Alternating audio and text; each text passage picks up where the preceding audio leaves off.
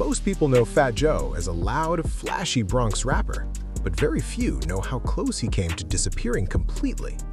Born Joseph Cartagena in 1970, Fat Joe grew up in the Forest Houses projects in the South Bronx during one of the most dangerous eras in New York City history. By his own admission, he was heavily involved in street life at a young age and nearly followed the same path that took many of his friends to prison or the grave. What most people don't realize is that Fat Joe was never supposed to be a mainstream rapper at all.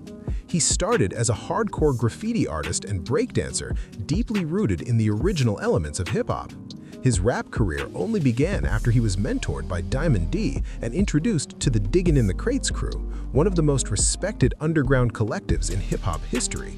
That cosign quietly legitimized him before he ever touched a major label.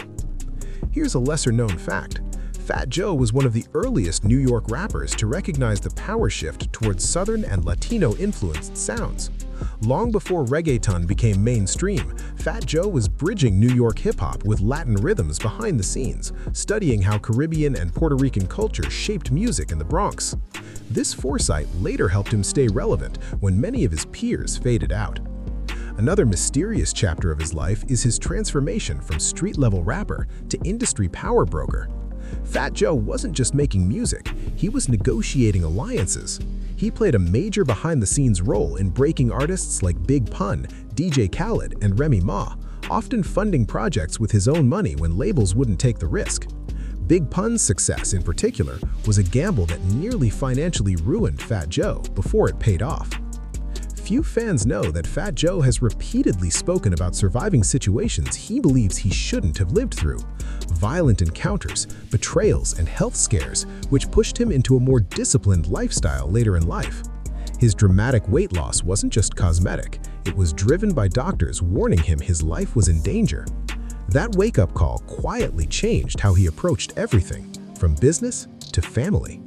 Despite his public image, Fat Joe is extremely private and methodical. He's known for documenting conversations, memorizing contracts, and keeping detailed mental notes of who stayed loyal when times were rough.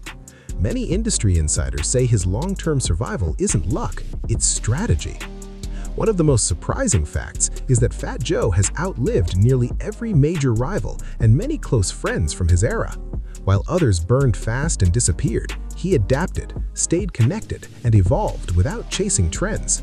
In hip-hop, longevity is rare, and Fat Joe didn't just survive it, he studied it, mastered it, and quietly became one of the last standing architects of his generation.